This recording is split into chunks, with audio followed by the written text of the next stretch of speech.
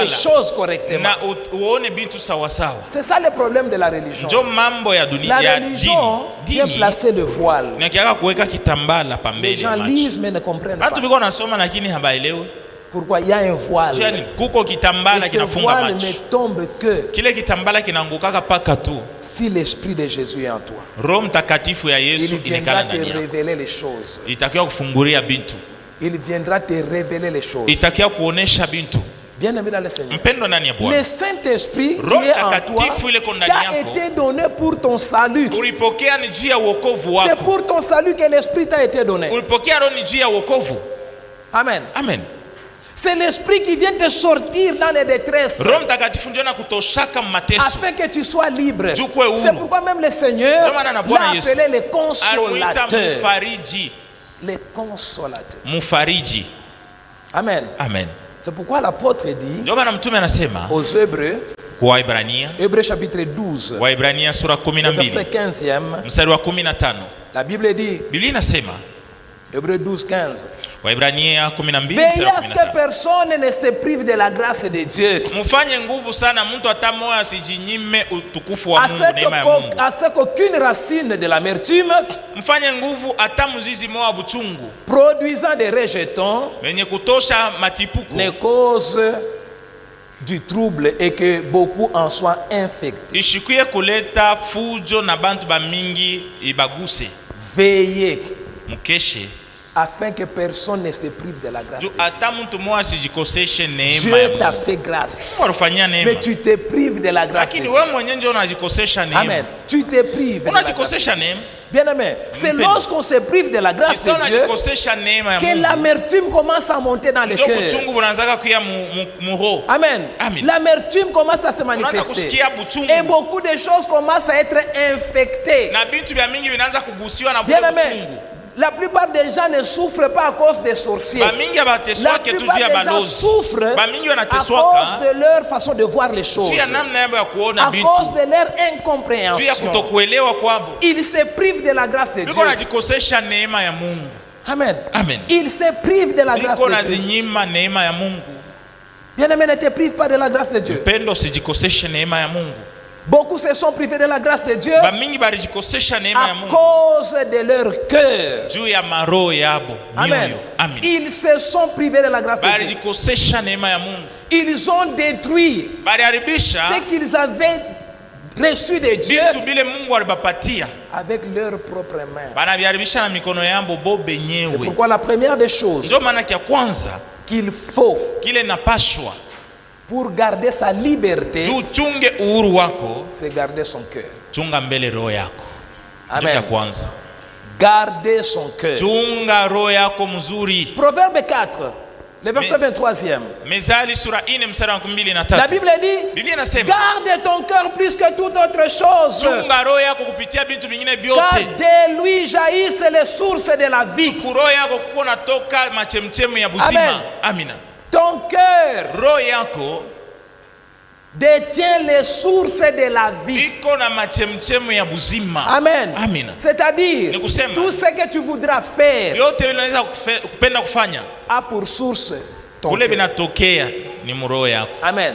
La vie et la mort a pour source ton cœur. Amen. Ton cœur, garde-le, bien aimé dans le Seigneur. Amen. Garde ton cœur. Ne laisse pas n'importe quoi atteindre ton cœur. Ta liberté spirituelle dépend de l'état de ton cœur. Bien aimé dans le Seigneur, vous devez savoir qu'il y a des gens qui se vantent même. On a prié pour moi, je ne tombe pas. Ce n'est pas parce que tu ne tombes pas que tu n'as pas les démons. Peut-être que tu ne tombes pas parce que tu n'as pas les démons, mais parce que tu as le diable. Amen. Oui. Écoute, ce n'est pas parce que tu ne tombes pas que tu es saint. Non. Hapana.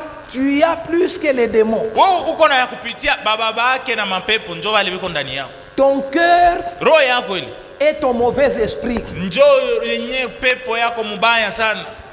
Amen. Amen. Ton cœur c'est lui ton mauvais esprit. Roho yako njoo pepo mubaya yako ndani yako. Ne te vante pas parce que tu ne tombes pas. C'est pourquoi il y a des gens, vous pouvez prier pour eux, ils ne tombent pas, mais leur situation ne change pas. Ce n'est pas le problème des démons, c'est un problème de cœur. Amen. Le cœur. Même Satan s'étonne. Ce cœur ici, il doit être le fils de ma mère. Bien aimé. Garde ton cœur. Garde ton cœur. Ne laisse pas la colère envahir ton cœur. Ne laisse pas la haine envahir ton cœur. La jalousie, le mensonge, toutes ces mauvaises pensées, ne les laisse pas. Ils sont plus que les démons. Vous savez, de la même manière que le fruit de l'esprit sont le contact de la chair et du Saint-Esprit, de la même manière, le fruit de la chair sont le contact du diable en personne et la chair. Amen. Amen. Alors veille bien aimé. Sasa kesha sana sur ton corps. Chunga sana mzuri roho yako. Garde-le. Chunga roho yako. Vous savez, mnajua celui sur qui on exerce la colère, la jalousie, la haine, tout ça, il ne souffre pas que celui qui exerce ces choses sur lui. La jalousie ne tue pas celui sur qui tu le fais. Ça te tue toi-même. La colère ne tue pas l'autre. C'est vrai, par ta colère tu peux tuer. Mais c'est toi d'abord qui es détruit en premier. Amen. Amen. C'est toi qui es détruit en premier. La haine ne détruit pas d'abord directement l'autre. C'est toi que ça détruit. Amen. Amen. C'est toi que ça détruit. Alors bien aimé, fais attention. Ne laisse pas ces choses habiter ton cœur. Tu vas souffrir jusqu'à perdre l'image de Dieu en toi. Amen. Amen. Garde ton cœur. Garde. Si ces choses sont dans ton cœur, elles détruisent la grâce de Dieu. Amen. Amen. Par la jalousie, quelqu'un détruit son mariage. Par la colère, on a détruit tout. Amen. Amen. J'ai regardé une vidéo. Quelqu'un qui a attrapé sa femme dans l'infidélité. Alors, sa femme fouillait. Il démarre la voiture. Il suit la cogne. La femme saute, elle tombe. Il fait arrière, il vient, il la monte encore. Et puis il part. Et puis tu vas finir en prison.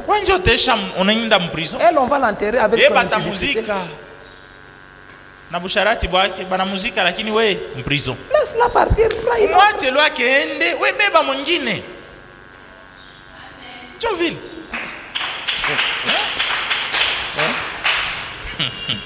Pourquoi tu vas te détruire à cause de la colère? Tu vas te détruire à cause de la haine. Tu vas te détruire. Amen. Amen. Ne laisse pas ces choses. La Bible dit, écoute, Galates chapitre 5. Le verset 19e. Les œuvres de la nature humaine sont évidentes. Ce sont l'adultère, l'immoralité sexuelle, l'impureté, la débauche, l'idolâtrie, la magie, la haine, chuki, les querelles, kugombana, les jalousies, buivu, les colères, mabishilani, les colères, mabishilani, les rivalités, kushindaniana bumbanda, les divisions, kuachana, les sectes, na mazehebu, les envies, matama, le meurtre, kuwana, l'ivrognerie, bulevi, les excès de table, bulafi, et les choses semblables. Je vous préviens, wakati, comme je l'ai déjà fait, ceux qui ont un tel comportement n'hériteront pas le royaume de Dieu. Amen. Amen. Ils ne vont pas hériter le royaume de Dieu. Ils n'ont pas Dieu. Ils ont les diables. Bien aimé, vous savez, nous devons apprendre à faire par les fruits de l'esprit, faire part à notre environnement, faire de notre environnement un royaume de Dieu. Kufanya fasi ile tuko kupitia matunda ile tuko nayo ya Roho Mtakatifu, ile fasi kuwe ufalme wa Mungu. Fais de ta maison un royaume de Dieu. Fanya nyumba yako kuwe ufalme wa Mungu. Il fait beau à vivre. Basi yenyewe watu watasikia mzuri kuishi. À cause des fruits de l'esprit. Juu ya matunda ya Roho Mtakatifu. Les fruits de l'esprit sont au chapitre 22. Mstari wa 22 kuko sasa matunda ya Roho Mtakatifu. Les fruits de l'esprit. Matunda ya Roho. Mais les fruits de l'esprit c'est l'amour. Lakini matunda ya Roho kuko mapendo, la joie, furaha, la patience, kuvumilia, la bonté, wema, la bienveillance, buzuri, la joie, furaha, la douceur, utulivu, la maîtrise de soi. Kujivumilia. Contre de telles attitudes, kumatabia ya hivi, il n'y a pas de loi. Hakuna sheria kuipinga. Il n'y a pas. Hakuna sheria kukatala buzuri bwa hivi. Contre de telles attitudes, il n'y a pas de loi. Tabia ya hivi, hakuna sheria kukatala. Par le fruit de l'esprit, sasa kupitia matunda ya Roho, fais de ton domaine fanya fasi le huko un royaume de cieux. Iwe ufalme wa mbingu. Ou quelqu'un qui était blessé entre, mtu mwenye alikuwa anaumizwa sana fika hivi, il a la paix. Anasikia salama. Ou un pécheur entre, wakati mtu wa dhambi anakuya, il a la miséricorde. Anasikia na buluma. Amen. Amen.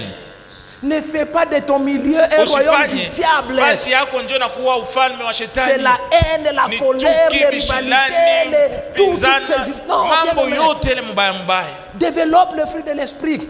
Tumikia, nenepesha matunda ya Roho. Que ta maison soit un royaume de Dieu. Nyumba yako kuwa ufalme wa mbingu. Que ton travail soit un royaume de Dieu. Kazi yako kuwa ufalme wa Mungu. Amen. Amen. Que l'on te réclame. Baanze kudai kukulomba. Vous savez, il y a des gens, na uko bantu bengine, même quand tu lui manques, hata kama unasikia se anakosa vrema, tu as fait quelque chose de mauvais à son égard, unamfanyia vitu bibaya, tu regrettes même. Wewe mwenyewe tu unasikia mbaya, vinakuluma. Il ne mérite pas. Ase huyu mtu astahili kumfanyia bia hivi. C'est quelqu'un du royaume de Dieu. Mtu vraiment ni mtu bia kweli wa ufalme wa mbingu. Tu regrettes. Kama unamfanyia tu bubaya, wewe mwenyewe vinakuluma kuroho. Amen. Amen. Bien-aimé, mpendo, garde ton cœur. Chunga roho yako pour garder ta liberté. Juu chunge mzuri uhuru wako. Si les fruits de la chair sont dans ton cœur, kama matunda ya mwili iko muroho yako, tu vas perdre ta liberté. Utapoteza uhuru wako. Tu seras un cachotier. Utakuwa ni kifungo. Vous savez, il y a des gens. Na yako bantu bengine. WhatsApp code. Aisha kuweka hapo password. Même dans le WhatsApp là, na mule mwenye ndani ya WhatsApp, il y a certains numéros qui sont codés. Ma contact ingine ko codé. Message code. Message anaweka hapo code. Quelqu'un est allé même grave. Mtu est allé loin. Anaenda mbali zaidi. Son appareil avait l'empreinte. Telefone yake ilikuwa inafasha kuweka empreinte. Au lieu de mettre les doigts, il a mis l'orteil. Baada ya kuweka kilole cha mkono anaweka cha kumkulu. Voyez? Unaona tu Unakuwa prisonnier. Tu deviens prisonnier. Sois libre. Kuwa huru. Sois libre. Kuwa tu huru lwako. Garde ton cœur. Chunga moyo wako. De toutes les œuvres de la chair. Matendo ya mwili ishingie muro yako. Que ton domaine, ta présence amène le royaume de Dieu. Fasi yako, présence yako pa fasi ilete ufalme wa Mungu. Amen. Amen. Bien-aimé. Mpendwa. Si le fruit de l'esprit ne sont pas en toi, kama matunda ya roho ina ndani yako, Ton cœur est hanté par le diable en personne. On peut prier pour toi. Tu ne peux pas tomber parce que c'est toi-même qui es le diable. Amen. Amen. C'est toi-même qui es le diable. J'avais dit, la dimension, la liberté, nous la vivons en 3 dimensions. Dimension physique, dimension sociale et dimension spirituelle. Jésus est venu nous libérer spirituellement. Et cette liberté spirituelle nous accordée par Christ nous a donné la liberté physique. Nous a donné aussi la liberté sociale. Amen. Ça nous a donné la liberté physique. C'est pourquoi, au nom de Jésus, les malades guérissent, les boiteux marchent. Au nom de Jésus, les gens retrouvent leur liberté physique. Bartimée était à l'aveugle, imposé à vivre de la mendicité parce qu'il n'était pas libre physiquement, il était aveugle. Il a croisé Jésus, il a recouvert la vie et sa vie sociale a changé. Il n'était plus mendiant. Amen. Amen. Par la délivrance spirituelle, il a été délivré physiquement. Nous avions parlé de l'histoire d'un jeune homme, Nick Vujicic. Ce garçon était né sans pieds, sans jambes et sans bras.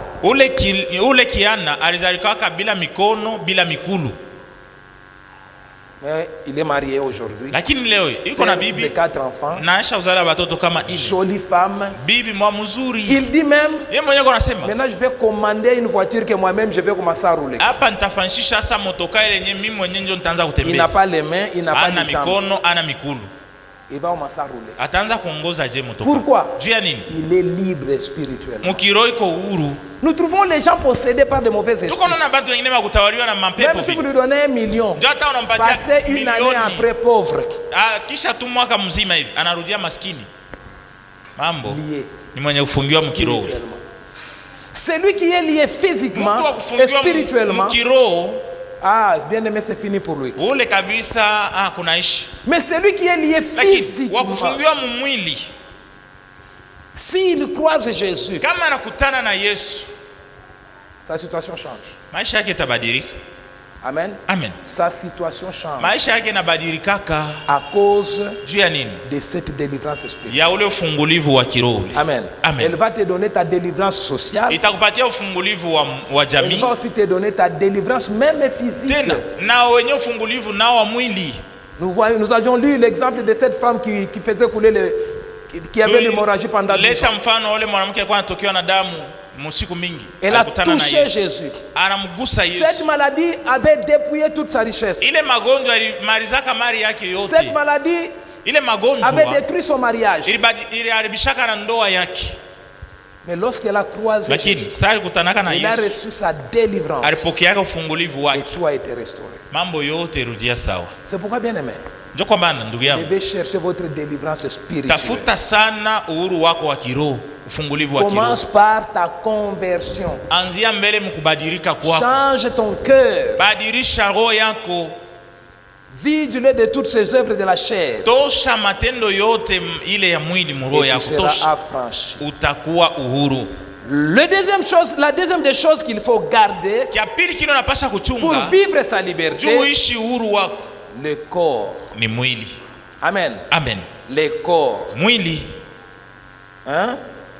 Est-ce que quelqu'un peut d'abord dire le corps? Mon corps. Ce n'est pas ton corps, bien. Lisons 1 Corinthiens chapitre 6. Le verset 9. La Bible dit, ne le savez-vous pas? Votre corps est le temple du Saint-Esprit et que vous avez reçu de Dieu.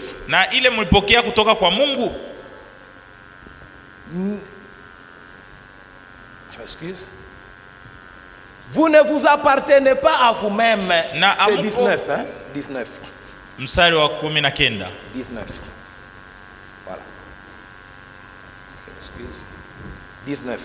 Voilà. 19. Ne le savez-vous pas? Amuyue. Votre corps est le temple du Saint-Esprit qui est en vous. Et que vous avez reçu de Dieu. Vous ne vous appartenez pas à vous-même. Car vous avez été racheté à un grand prix. Rendez donc gloire à Dieu dans votre corps. Et votre esprit qui lui appartienne. Amen. Amen. Et l'esprit qui est dedans. Et le corps sont à Dieu. Amen. Amen. Donc vous devez savoir, bien aimé, que vous rendrez compte de ce corps-là que vous dites vous appartenez. Amen. Amen. Dieu vous demandera les comptes. Ce corps ne vous appartient pas. Ce corps vous a été cédé pour révéler la gloire de Dieu. Amen. Amen. Ce n'est pas ton corps, c'est le corps de Dieu. Ton corps, la Bible dit, c'est le temple du Saint-Esprit. Et l'esprit et le corps doivent rendre gloire à Dieu. Dieu te demandera les comptes de comment tu déshonores son corps. Tu le laisses polele. Amen. Amen. Ce n'est pas ton corps, bien aimé. Entretiens-le bien. Habille-le bien. Il t'a été donné pas pour l'exposer. Il t'a été donné pour révéler la gloire de Dieu. C'est pourquoi il t'a demandé de l'habiller décemment. Parce que ce n'est pas à toi. C'est le corps de Dieu qui t'a été donné afin que par lui, tu révèles la gloire de Dieu. Amen. Amen. Contrôle ton corps, bien-aimé. Ne le nourris pas de n'importe quoi. Amen. Amen. Vous savez, le corps a deux grandes portes. Les yeux, les oreilles. Mais il vient aussi les toucher. L'odorat aussi. Mais c'est pourquoi je dis deux grandes d'abord. Amen. Amen. C'est par ces deux choses, c'est par l'essence en général, et l'esprit de Dieu et l'esprit du diable habitent dans l'homme. Pour transmettre le Saint-Esprit, nous imposons les mains. Il y a contact physique. Par la voix, tu m'entends, reçois l'esprit. Amen. Amen. Alors, fais attention avec tout ce que tu regardes. Fais attention avec tout ce que tu écoutes. Amen. Amen. Fais attention. La Bible dit ce n'est pas ce qui entre qui suit, mais c'est ce qui sort. Mais vous devez savoir que ce qui sort, c'est ce qui entre. Amen. Amen. Alors, préservez votre corps de certaines choses. Ne regardez pas n'importe quoi. N'écoutez pas n'importe quoi. Amen. Amen. La Bible dit entretenez-vous par des hymnes, des psaumes, des cantiques, glorifiant l'Éternel. Amen, bien-aimé. Amen. Garde ton corps. Chunga mwili wako. Si tu as l'argent, kama uko na makuta, mange bien. Kure tu chakula ya mzuri. Tu veux économiser jusqu'à priver ton corps. Unapenda kuchunga sana makuta, unakosa na kure hatuna kure. Si tu prives ton corps, sasa kama mwili wako ukuri, qui est-ce que tu vas donner? Utapatia mwingine nani? Kama tu wako wenye mwili. Parce que la Bible dit tu aimeras ton prochain comme toi-même. Biblia inasema utapenda mwenzako sawa vile unajipenda wewe mwenyewe. Ton corps tu détruis. Mwili wako uko na uharibishi. Tu vas sauver le corps de qui? Njoo tenda kusaidia mwili wa nani? Hein? Bien-aimé. Mpendwa. Garde ton corps. Chunga mwili wako. C'est l'instrument que Dieu t'a donné pour révéler la gloire de Dieu. Nourris-le bien. Risha ule mwili mzuri. Amen. Amen. N'économise pas là où tu ne dois pas économiser. Usianze kuchunga makuta fasi ile haina hata kuchunga. L'économie se fait de soi. Makuta haikuchungiwa na chungiwa yo yenyewe tu ndio najichunga. Lorsque les demandes deviennent plus petites que les entrées. Ça ma besoin na kwa kiloko kupitia ile makuta uko napata. Ça commence à se garder. Ingine inaanza kubakia. Ndio nachunga. Amen. Amen. Tu te prives. Lakini wewe ndio unajikosesha. Même tes mains deviennent comme ça. Na mikono yako inaisha kwa nguvu hivi. On dirait le boko makako. Unakuwa saa mkono wa makako. Non, bien-aimé. Mpendo hapana. Apprends à te faire plaisir. Ujifunze sama watu unajifurahisha na wetu mwili. Tu trouves quelque chose à je vais d'abord habiller bien mon corps avec ça. Mimi mbele nitauza mbele na mimi. Amen. Amen. Njoo vile. On a fait un matelas 20 ans. Tu as fait 20 ans avec les mêmes matelas là.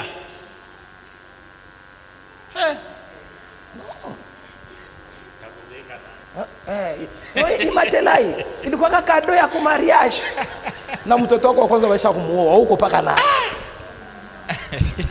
Non, traite bien ton corps.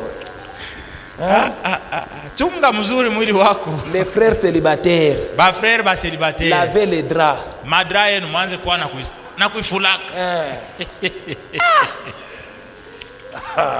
Sema Yesu. Unakuta mshamba ba garçon, utadhani pale ba crezer banalaliaka.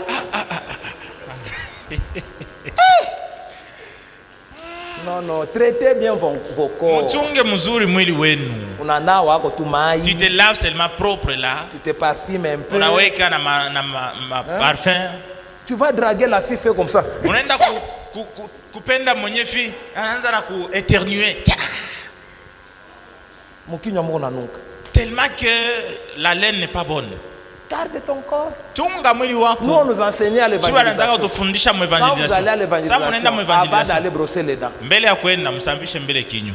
Tu vas avoir une bonne parole. Unaweza kuwa na neno mzuri na ubiri mzuri, lakini kinywa iko nanuka. On t'écoute plus. Hata kusikia tena. Chaende na yeye mwenyewe. Yeye na yeye amalize tu. Anakaa jivi. Prenez soin du corps. Chunge mzuri mwili. C'est par le corps que le monde vous apprécie. Kupitia mwili njoo pale bantu biko na mipenda. Oui. Njoo vile. On parle comme mafuta. Tu te laves, tu te oins quand même. Tu te parfumes. Mais faites attention au make-up. Fanya njoo na make-up. Ili ya kupitiria sasa ile. Parce que là tu deviens menteur. Kule sasa njoo naanza sasa kulanda bantu. J'entre dans une maison. Je regarde la femme. Je regarde celle qui a la photo. Il a divorcé ou bien c'est quoi? Bwana aliachana na bibi yake wala njoo paka huyo.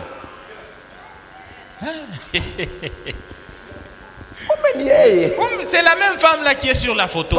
Pablo Picasso alipita basura. Le peintre a mis sa peinture là-bas. Picasso. Bien aimé. Bandu. Soyez vous. Aimez-vous tel que vous êtes. Mujipende paka vile tu muko. Demain tu seras ancien bogard. Kesho tatokelea muntu ule bogard wa zamani. Avec des tampons comme ça. Ndio bimalama. Les petits fils vont commencer à te fuir. Banka na wanaanza kukimbia. Casque bleu. Ndio unakuwa casque bleu. Marangi. Pourquoi? Parce que tu maltraitais ton corps. Unaanza kuchunga mubaya mwili wako. Tu t'aimais pas. Haukuwa unapenda mwili. Tu t'es détruit. Ukajaribu. Alors garde ton sasa corps. Chunga mwili wako.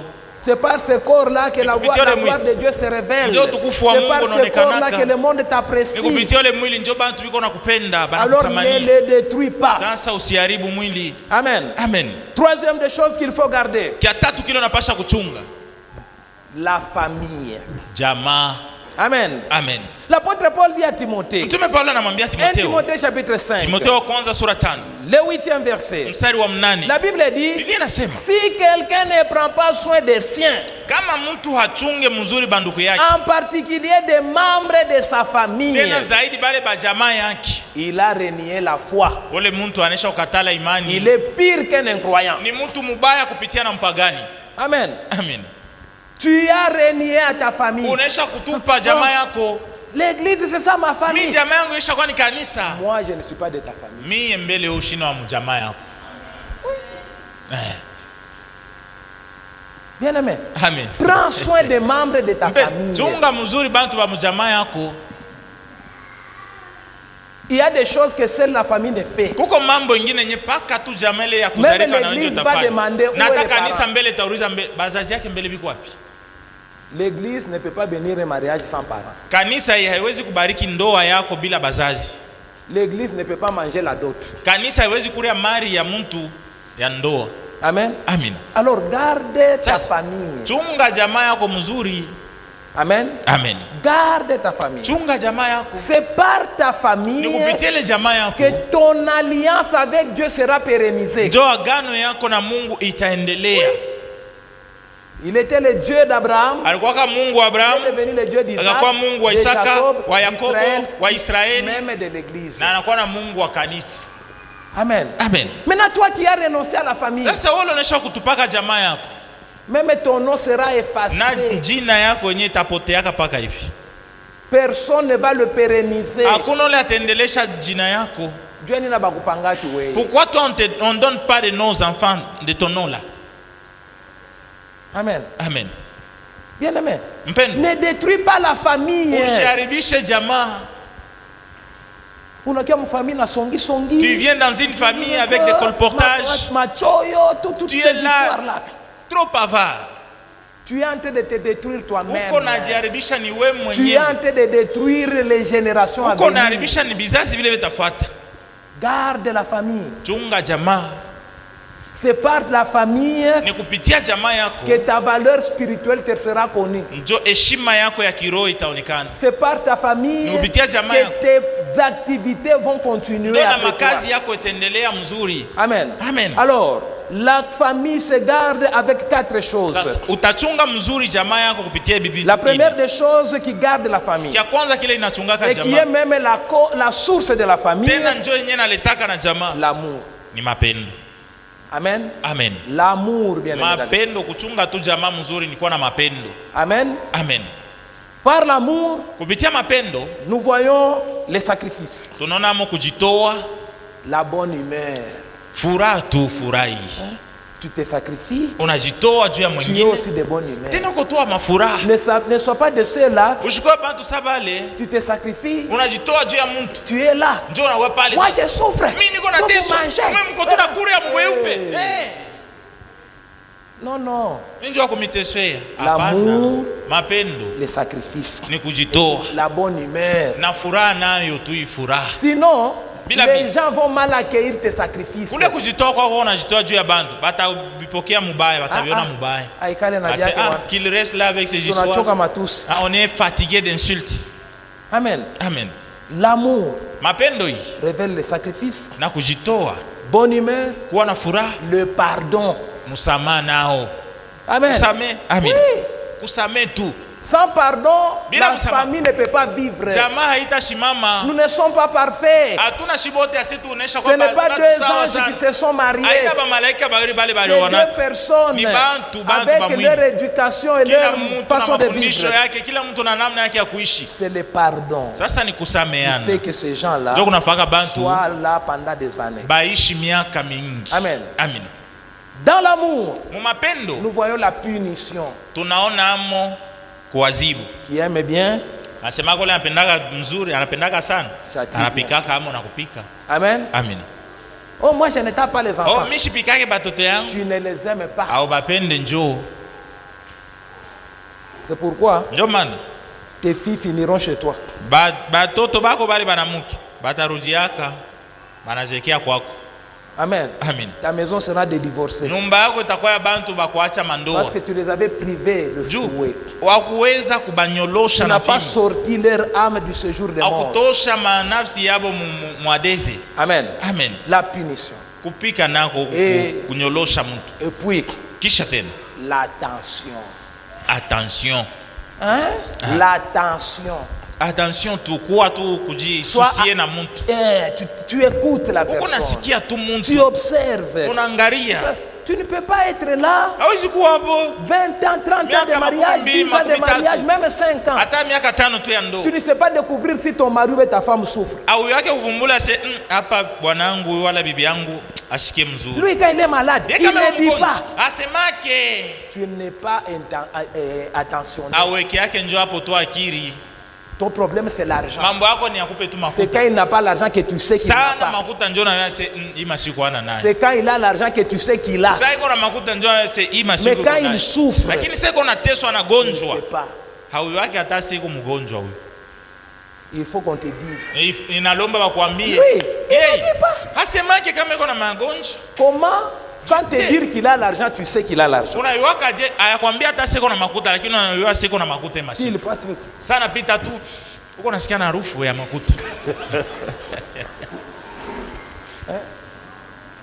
bien aimé, l'attention c'est quelque chose de très grand.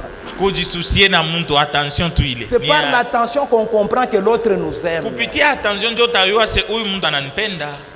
Amen. Amen. Vous savez, il y a des femmes, même si le mari part, il rentre à 4 heures. Pas d'appel, pas de SMS. Il connaît la route, il va rentrer à la maison. Non. Apana. L'attention attire le cœur de l'autre. Amen. Amen. Ça engendre l'amour. Amen. Amen. Deuxième chose par laquelle on garde la famille. La foi. Imani. Amen. Amen. Par la foi, nous voyons la prière et la parole de Dieu. Enseigne la parole de Dieu à tes enfants. Enseigne la parole de Dieu à ta famille. Tu ne vas pas regretter plus tard. Prie pour ta famille. Détruis les œuvres des ténèbres. Chasse les mauvais esprits qui tourmentent la femme, les maris et les enfants. Amen. Troisième chose qui garde la famille, la sagesse. Par la sagesse, nous voyons les conseils, l'instruction, l'éducation. Amen. Amen. C'est ça, la sagesse se révèle par ces choses.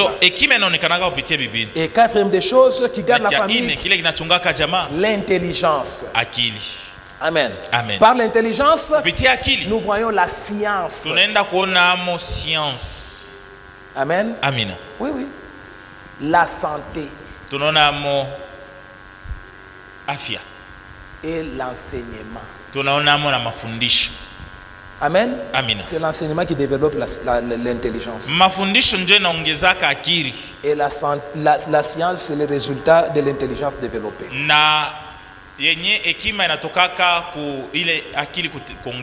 Amen. Amen. C'est par ces choses que tu peux garder ta famille. Amen. Amen. Oui, il ne faut pas seulement payer les choses. Non. Payer c'est bien. Donner l'argent c'est bien. Mais ne donne pas l'argent comme par corruption. Tu as engueulé l'enfant et puis tu lui donnes l'argent. Non. Non. Là tu détruis. Tu détruis. L'argent ne construit pas. C'est l'intelligence qui construit. Amen. Amen. Alors, quatrième chose qu'il faut garder pour être libre. Il ne faut pas confondre avec les sous-points que nous avions parlé pour garder la famille. Amen. C'est le travail.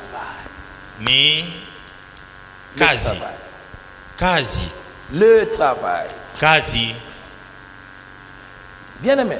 C'est par le travail que l'homme se maintient dans la gloire. Amen. Amen. Tu veux la gloire? Travail. Amen. Amen. Le travail. Ça te permet d'être utile à toi-même, d'être utile à Dieu, d'être aussi utile au prochain. Pourquoi on ne t'appelle pas? Wewe bakutake na ku telefone juu ya nini? À part les messages du réseau. Hii ma message ya réseau inakutumia ya promotion. Njoo tu inaingiaka mu telefone yako. Pourquoi? Juu ya nini? Tu ne travailles pas. Autumikake. Tu n'as pas l'argent. Hauna makuta. Amen. Amen. Si on t'appelle, kama wanakuita hata kwenye ukuita, c'est pour éviter les méandres. Ni juu ya kuepuka miari. Qui ne disent pas qu'on l'a pas informé. Parce qu'il n'a rien. Et puis tu bénéficies parce que tu es dans les groupes de la famille.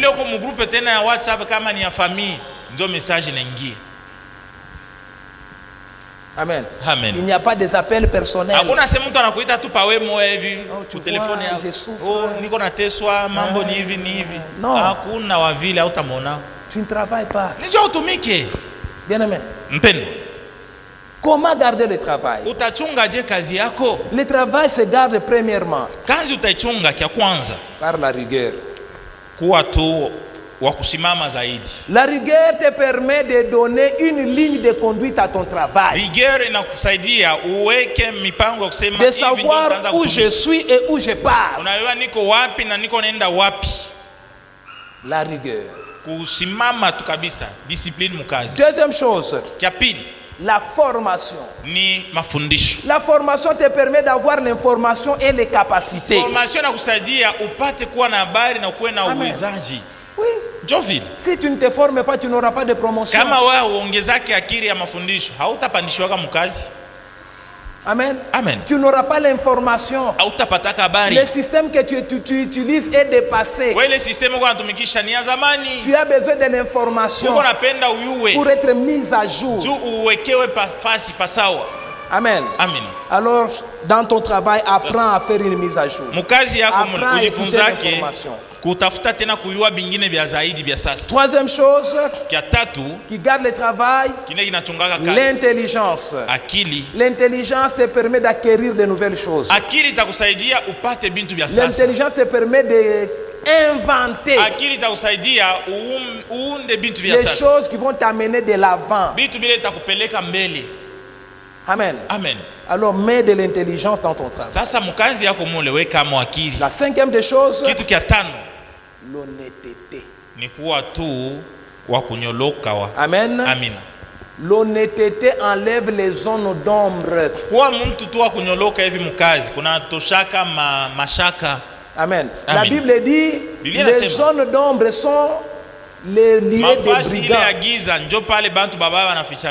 Là où il n'y a pas d'honnêteté, c'est là que se trouvent les brigands. Tu veux chasser les brigands de tes affaires? Sois honnête vis-à-vis de Dieu, vis-à-vis des hommes. La plupart des chrétiens ne donnent pas leur dîme. Ils ne sont pas honnêtes vis-à-vis de Dieu. Et ils veulent que Dieu les protège. Amen. Amen. Sois honnête. Les zones d'ombre vont sortir. Les méchants ne peuvent pas se cacher dans tes activités. Il sera visible. Amen. Amen. Et la dernière des choses, pour garder ton travail, la sagesse. Amen. Amen. La sagesse t'amène à éviter les erreurs. Amen. Amen. Tu évites les erreurs. Tu ne dépenses plus beaucoup. Parce que tu es sage. Il y a moins de dégâts chez toi. À cause de la sagesse. Voilà les 4 points qui peuvent t'aider à garder ta liberté. Amen. Amen. À faire de ton environnement un royaume de Dieu. Le royaume de Dieu est céleste. Le royaume de Dieu est terrestre. Amen. Amen. Amen. Amen. Notre Père qui est aux cieux. Que ton nom, que ton règne, que ta volonté soit faite sur la terre. Amen. Amen. Fais de ton milieu, fais de ton église, Fais de ta maison un royaume de cieux. En appliquant ce que nous venons de t'enseigner. Amen. Est-ce que quelqu'un peut acclamer le Seigneur? On se tient debout. Merci.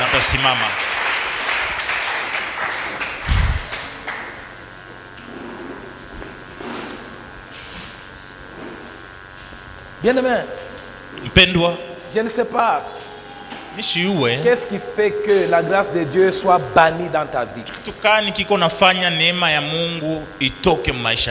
Qu'est-ce qui fait que ta maison soit privée, ne soit pas un royaume de cieux? Qu'est-ce qui fait que ton entourage ne soit pas un royaume de cieux? Qu'est-ce que tu ne sais pas garder? Qu'est-ce que tu as laissé entrer?